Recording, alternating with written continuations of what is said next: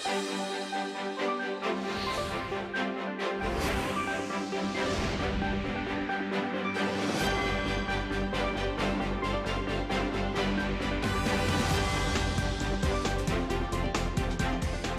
July 3rd here in Seoul, and I'm Kim Dami. We begin with these stories making the headlines at this hour, starting with another tropical night here in Seoul. The capital city was sweaty and hot overnight into Tuesday, with the temperatures reaching 26 degrees Celsius. Monsoon rain returns today nationwide.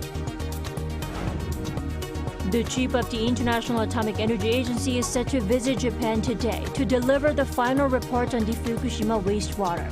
The findings are expected to give the okay for Japan's release plan this summer. China hits back at U.S.-led chip restrictions by slapping export curbs on crucial raw materials. The trade spat comes just a few days before U.S. Treasury Secretary Janet Yellen makes a trip to China. It was another sleepless night last night for many people here in Seoul, with the hot weather continuing overnight.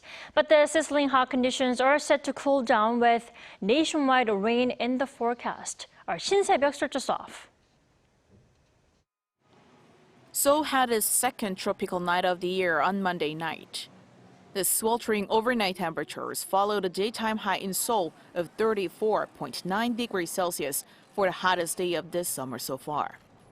And even after the sunset, the heat persisted with the low in the capital hovering around 26 degrees.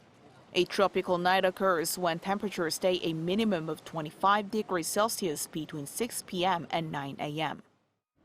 I came out for a walk, but it's scorching hot out here. I'll just take a 30-minute stroll and head back in. I don't think I can sleep well if there's no air conditioning today. Meanwhile, the stationary front that pounded the southern region with rain all day yesterday is traveling northward. By tonight, the whole nation is expected to get soaked by monsoon rain, which is only expected to get heavier overnight. 30 to 60 millimeters of rain per hour is forecast for the central region and parts of Gyeongsangbuk-do and Jeollado provinces. Those in the western part of the country should brace for as much as 150 millimeters of heavy rain. Along with nationwide downpours, thunder, lightning, and gusts of wind are also in the forecast. Rain will continue until Wednesday afternoon before easing off, and there will be some relief from scorching conditions thanks to the nationwide rain. Daytime in Seoul will be 6 degrees lower than yesterday at 29 degrees, Jeju and Busan at 27 and 26 degrees respectively. But expect a heat wave to return across the country later this week, along with heavy downpours for Jeju on Friday and Saturday. 신새벽, Arirang News. Japan's plan to release Fukushima wastewater this summer appears imminent, with the IAEA chief turning in a final report on the wastewater to Japan today. And it's highly likely the report will confirm the release plan. Kim Mo-gyun reports. One of the biggest challenges for Japan in releasing the wastewater from the destroyed Fukushima nuclear power plant will be decided on Tuesday. The International Atomic Energy Agency is set to hand over its comprehensive report on the scientific verification of the wastewater to the Japanese government. Local reports say IAEA Chief Rafael Grossi will arrive in Tokyo himself on Tuesday to deliver his agency's final report to Prime Minister Fumio Kishida. The two are set to give a press briefing afterward. The IAEA is widely expected to give Japan the green light, considering that its previous reports found the country's measurement of the treated water to be accurate and precise. The Japanese government will then announce the exact schedule for the release, a process that will be carried out over the next 3 to 4 decades. With all eyes on the results of the report, the South Korean government reiterated its stance that it's against any release of wastewater that does not meet agreed-upon safety standards. It says that it will decide on its official position on the release after considering the results of both the IAEA report and its own inspection. Regarding speculation that the IAEA report will lead to the resumption of seafood imports from Fukushima, Seoul's Office for Government Policy Coordination reassured citizens that the wastewater release and the seafood import ban were completely different issues. Concerns on the safety of the wastewater to be discharged are not only a problem for South Korea. Neighboring countries, including China and Russia, sharply oppose the idea, saying that the Pacific Ocean was not a sewer to empty wastewater into. Hong Kong and Macau are also known to be considering embargoes on imports of goods from the area. Meanwhile, the latest survey by Jenin on some 2,500 people suggests that Japanese residents also seem to be divided over the issue, with 45% of the population for the discharge and 40% against it. Kim Mo-kyan, Arirang News. And South Korea is likely to continue to ban imports from Fukushima until the South Korean public feels safe enough to consume it. The ruling party and the opposition party on Monday discussed the countermeasures ahead of the final report being submitted by the IAEA regarding the Fukushima wastewater. The government stated that restrictions on seafood imports from the region will continue for an unspecified period of time until public consensus changes, even if the IAEA confirms the safety of the water. Now, yet another round in the U.S.-China trade spat. This time, Beijing imposed export curbs on crucial raw materials essential for chip making in response to U.S. supply chain controls imposed on China. Lee Seung-jae reports.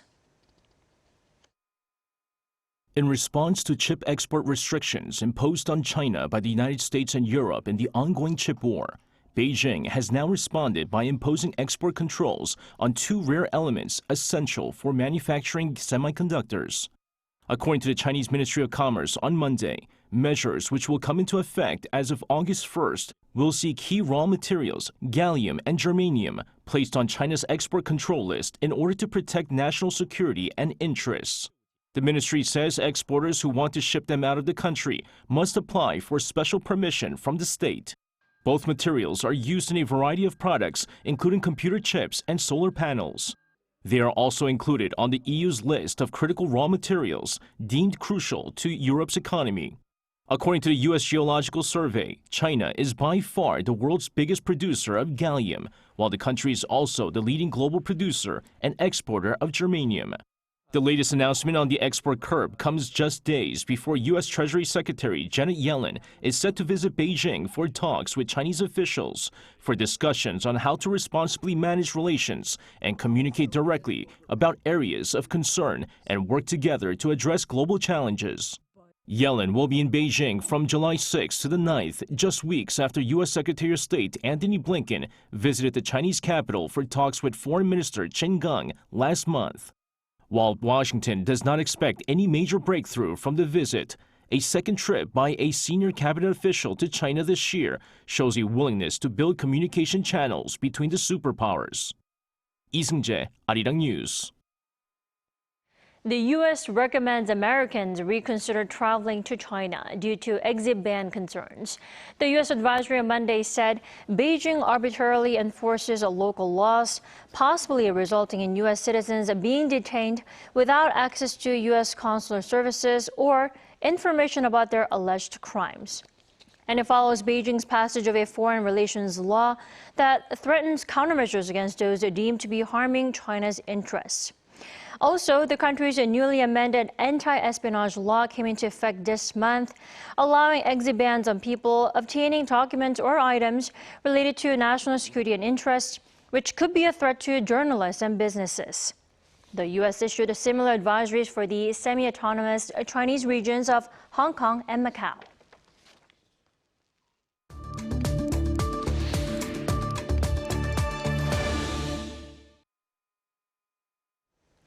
It's been over a week since the Wagner Group's short-lived insurrection against the Kremlin.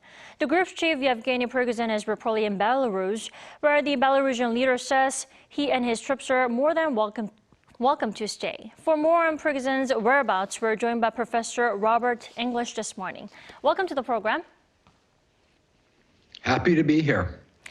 First off, the Belarusian president has confirmed that Prigozhin is in his country. The question is he really there? I mean, what do we know about Prigozhin's and his group's current status? As far as Prigozhin goes, we really aren't sure. It appears that he did go to Belarus right after the coup's failure, and he also issued a public statement at that time, but he's been quiet since, and it's been a whole week. There have been reports that he's back in Moscow. Some of those reports say he's under arrest. Some of those reports said he was meeting with Putin to discuss a new command mission for the Wagner Group. So they're absolutely contradictory. And at this point, we don't have reliable information. Right, so it is unclear at the moment where he actually is or anything we know about his status at the moment. Then the group, Wagner Group, has reportedly not been recruiting for a month, apparently due to temporary non-participation in the Ukraine crisis and also due to its move to Belarus. Is that so, Professor English? Yes, we do know that a big camp is being prepared for the Wagner troops, regardless of whether Prigozhin is in Belarus at the moment or not. His soldiers apparently soon will be there, at least 20,000 of them. And again, beyond that, we don't have good information.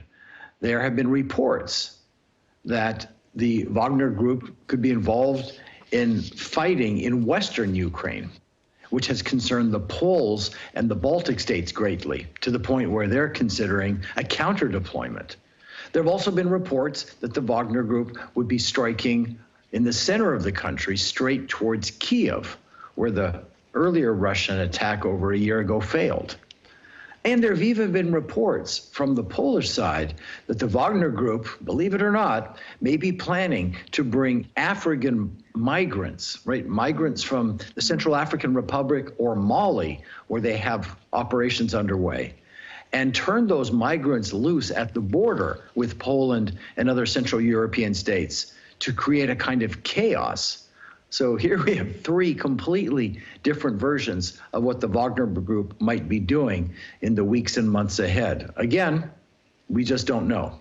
Right, lots of assumptions at the moment. But in the meantime, there are also reports that Putin has ordered Russia's Federal Security Service to assassinate Prigozhin, right? How likely is that the reports are true? I mean, what's your outlook on his fate? I think his fate will not be a happy one, but I don't think Putin is likely to order an assassination right now. If he'd wanted to kill Prigozhin, he could have done it a week ago, and it would have been sort of clean, and it would have seemed justified because he was in the middle of leading a coup. Now there's been talk of amnesty, of dropping charges, of letting the Wagner Group resume operations in Belarus. And so to assassinate Prigozhin now would make it look like Putin is being deceptive, he's breaking his word, and he would make Prigozhin into some kind of martyr. Right. Putin doesn't need that, and he's more likely to arrest him, have him brought back to Moscow, held in detention, and maybe put on trial. An outright assassination now seems like it would backfire for him politically. Right, Putin may be aiming for a better timing to actually get rid of Prigozhin, maybe just not now. Exactly.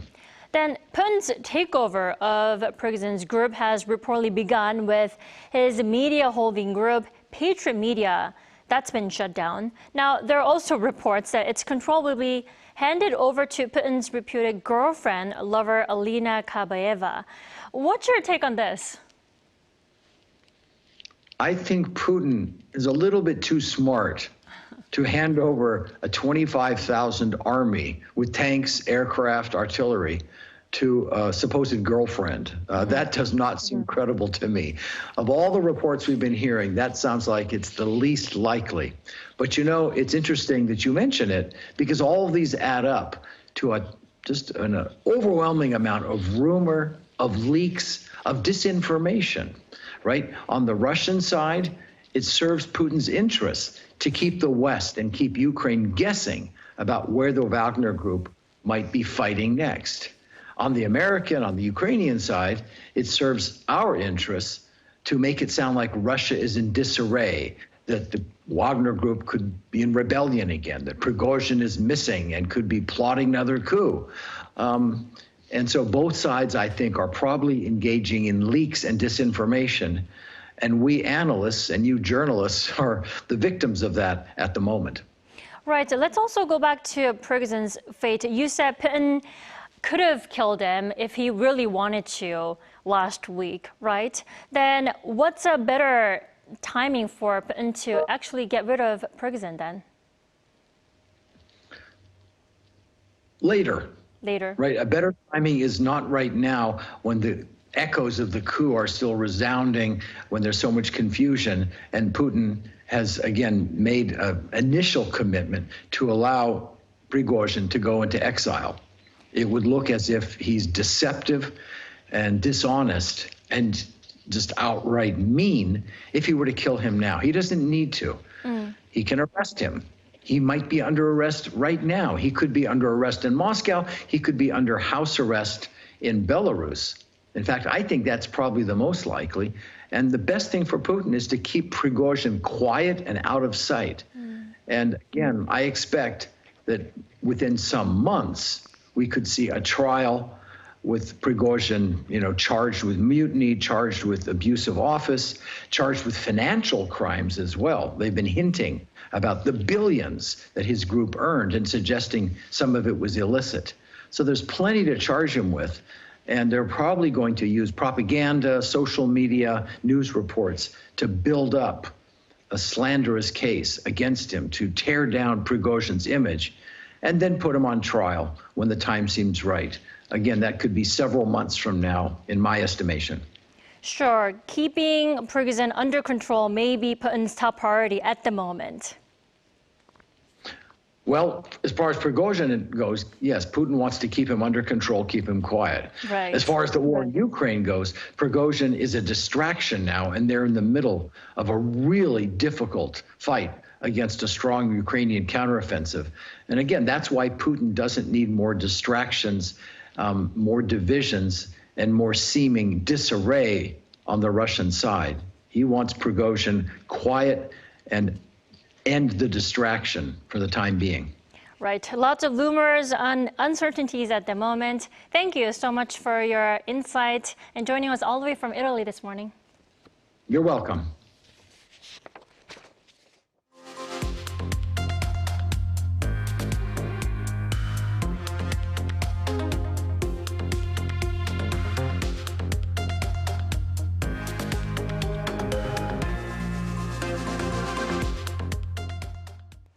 Korean instant noodles were enjoyed overseas more than ever in the first half of this year, with the exports hitting record high figures. According to the Korea Agro-Fisheries and Food Trade Corporation and the Korea Customs Services on Tuesday, ramen exports hit $446.2 million from January through June. This marks a 16.4% increase from the previous high export figure recorded in the first half of 2022. Now, watchers say the expansion of the instant food market is due to the COVID-19 pandemic, while growing global interest in Korean content and products is also considered a major reason. A couple in South Korea recently became parents of quadruplets born through natural delivery. Now, as much as their birth was a blessing in a country with notoriously low birth rate, hurdles remained to overcome that issue. Kim Jung-sil has the story. Meet Cha Ji-hye and Song Li-won, who recently gave birth to Lizzie, Roxy, Vision, and Sherlock. 3 girls and 1 boy.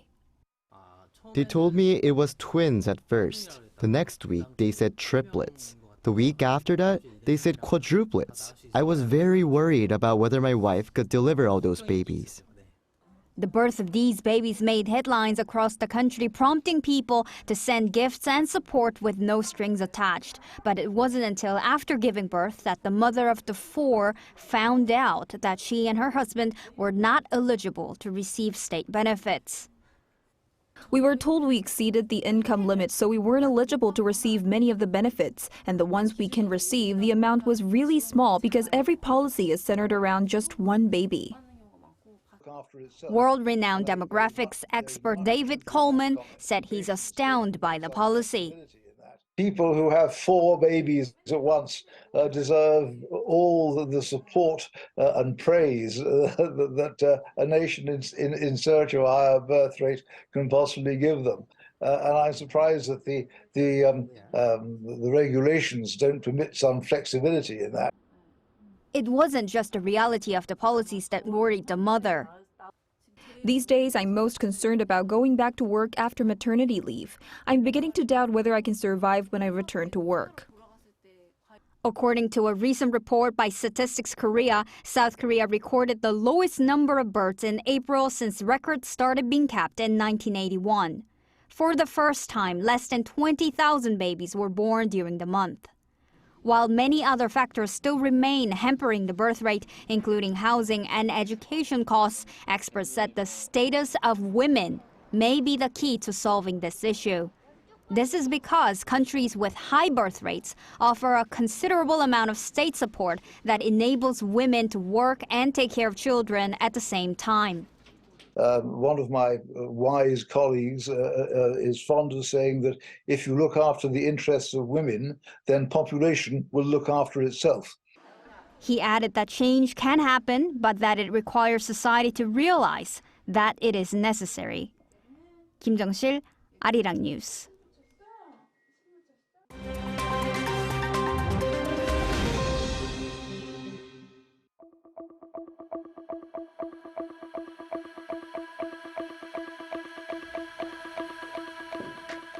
Good morning, I'm Matthew Ashley, and we now turn over to stories from around the world. At least 9 people have been killed and around 100 wounded in a major operation by Israeli forces in the West Bank's Jenin refugee camp. Now, launched on Monday local time, the operation has seen gunfire exchanges between Israeli forces and Palestinian militants.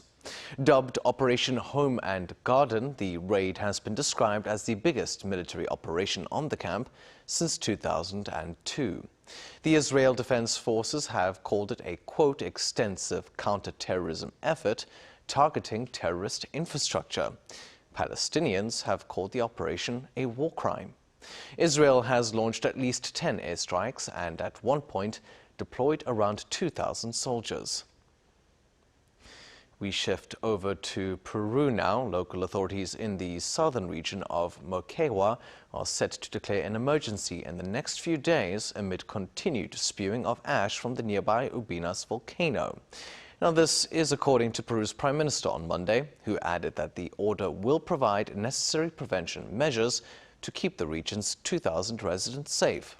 The announcement comes a day after the National Institute of Civil Defense raised the area's status alert to orange, the second highest level on its 4-tier scale. It came after the volcano showed an ash spew reaching above 1,700 meters. Now, the United Kingdom's Meteorological Office has confirmed that the country experienced its hottest June since data collection started in 1884. The Met Office said that June's average temperature came to 15.8 degrees Celsius. It exceeded the previous highest average recorded in 1940 and 1976 by 0.9 degrees. According to scientists, the new record high was twice as likely to occur as it was in 1940 due to climate change. The record is part of a general warming trend in June, as the global mean temperature in the first 11 days of June was more than 1.5 degrees higher than pre-industrial levels.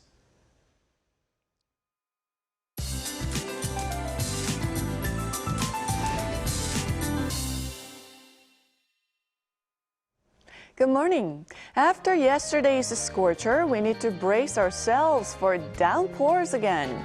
Rain already started in Jeollado and Chungcheong-Namdo provinces, which will gradually spread to the west coast to the Gyeonggi-do and Jeju, then the rest of the country by the afternoon. And until tomorrow morning, the capital Chungcheong-Namdo and Jeju could see more than 150 millimeters of rainfall.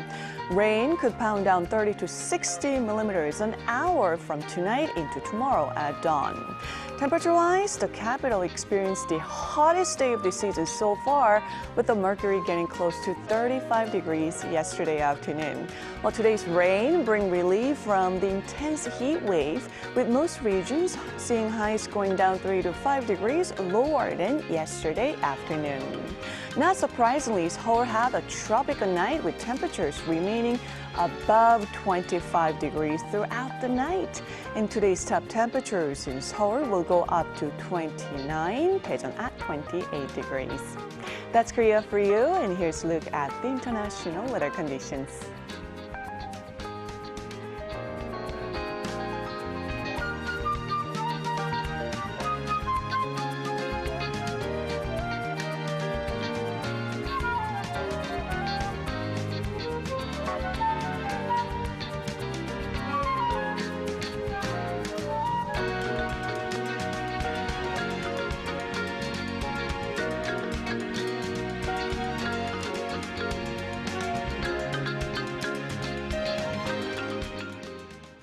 We thank you for watching New Day at Arirang. Stay safe wherever you are.